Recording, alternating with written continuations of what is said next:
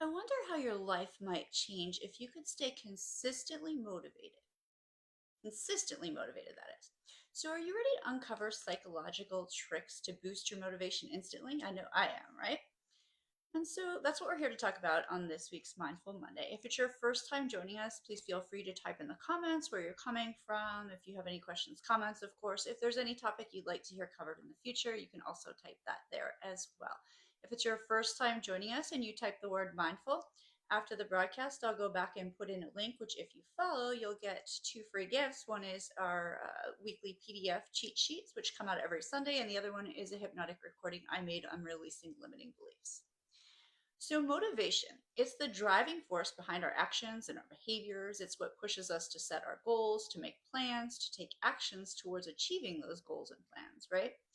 So, there are two basic types of motivation. There's internal motivation, and this type of motivation comes from within. It's driven by our personal desires, our needs, and our goals. And then there's external motivation, and this is the type of motivation that's influenced by external components or people. It could be things such as rewards or praise or even consequences. That's external as well, right? So, achieving goals often requires both internal and external forms of motivation. So, we'll also say in hypnosis that there is motivation towards, and so we all have motivation towards pleasure and motivation away from, so away from pain. We're going to talk more about the towards today because I think we all understand motivation away from pain. So there are three components to this type of motivation. So number one is the activation. This is the initial spark that gets you started towards a task or a goal. And then there's persistence for number two, and this is what allows you to keep going even when things kind of get tough, right? And then three is intensity. So this is going to refer to the amount of effort and energy you put into achieving your goal. So how to increase your motivation? So the first strategy we'll talk about is to find your why. So motivation is always connected to purpose, right? So when we have a clear understanding of why we're doing something, it becomes easier to stay motivated. If you're having trouble finding your why, you can begin by asking yourself the following questions, such as things like, why do I want to achieve this? What will happen if I do achieve it? What are the consequences if I do not achieve it? How will achieving this goal positively affect my life? And what values or beliefs does this goal align with within myself? So, our second strategy that we'll talk about today is starting with small, achievable goals. If you set a goal that's too big, it can feel really overwhelming, right? And you may be tempted to never even work towards it at all. Now, don't underestimate the power of momentum. As you achieve smaller goals, you're going to get that momentum developed, and this will give you confidence, and this is going to fuel you towards bigger goals as well. So, our third strategy for today is to set SMART goals. So, in keeping with the previous strategy, the goals you set should all be pretty much SMART goals. So, this is an acronym. So, S stands for specific, M is measurable, A is achievable, R is relevant, and T is time bound. So, be specific about what you do want to achieve. Instead of saying, I want to get in shape, you might say, I want to lose 25 pounds, because that's very specific, right? So you should be able to also measure your progress towards your goal, and your goal should be realistic and achievable. So you wouldn't want to say, by next Friday, I want to, lose 25 pounds, because that's not really achievable, and you'll just kind of feel defeated. So you also want to make sure that your goal is relevant to what you truly want to achieve in your life. And then that time bound part is that setting the deadline for achieving your goal. And this is kind of crucial because without time, we tend to, oh, there's always time. I know. All right. So, strategy number four is you can create a vision board. I still prefer to do the old fashioned like cardboard and cutouts from old magazines.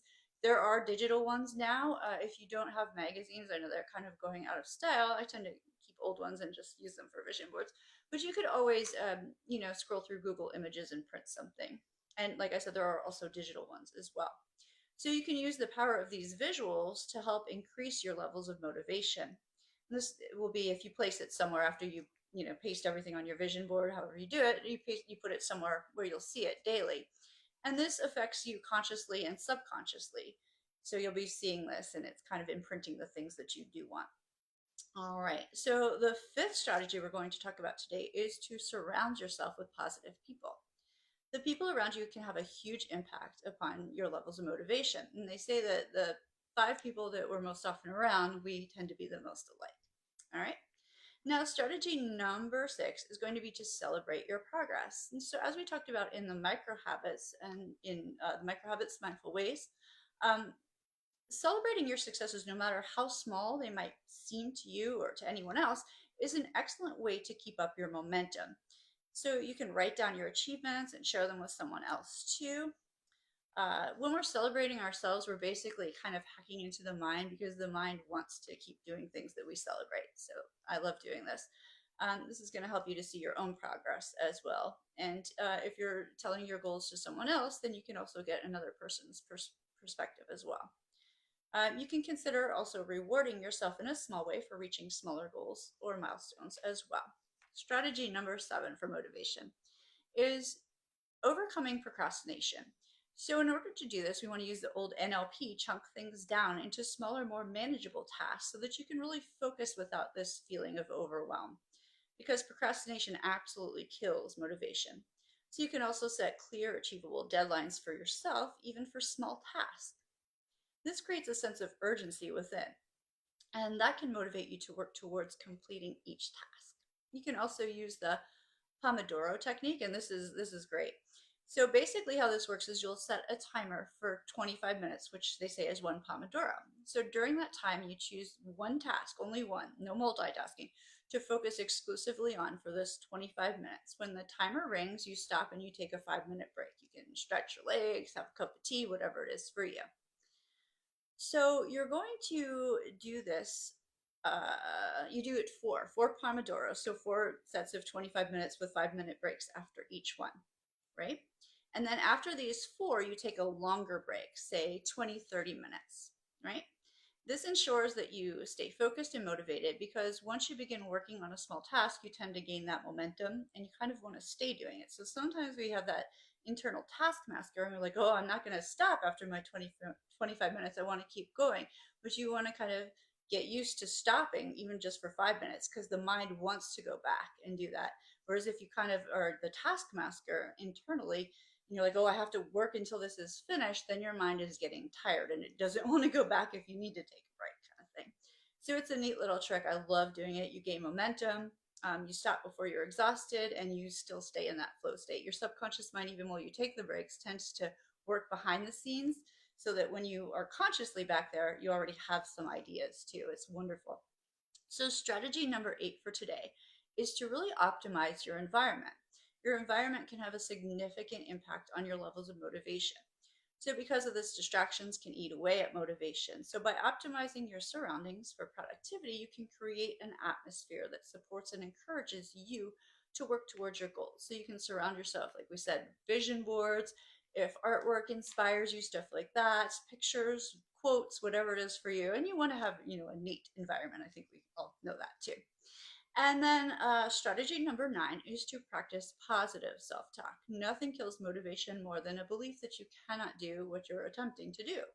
So speak kindly to yourself, encourage yourself, and remind yourself of your strengths and past successes. Believe in your ability to achieve your goals.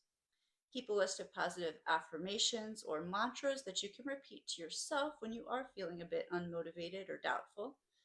You can even practice my favorite, self-hypnosis, or have a hypnotic programming made for you, customized, of course, on the goals that you do want to achieve.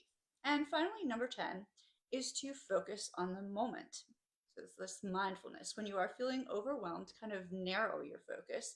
You can use meditation, mindfulness, even some people prefer prayer kind of thing. So those are our tips for today on getting motivated and staying motivated. Hope you have a wonderful mindful Monday, and we'll see you next week. Take care.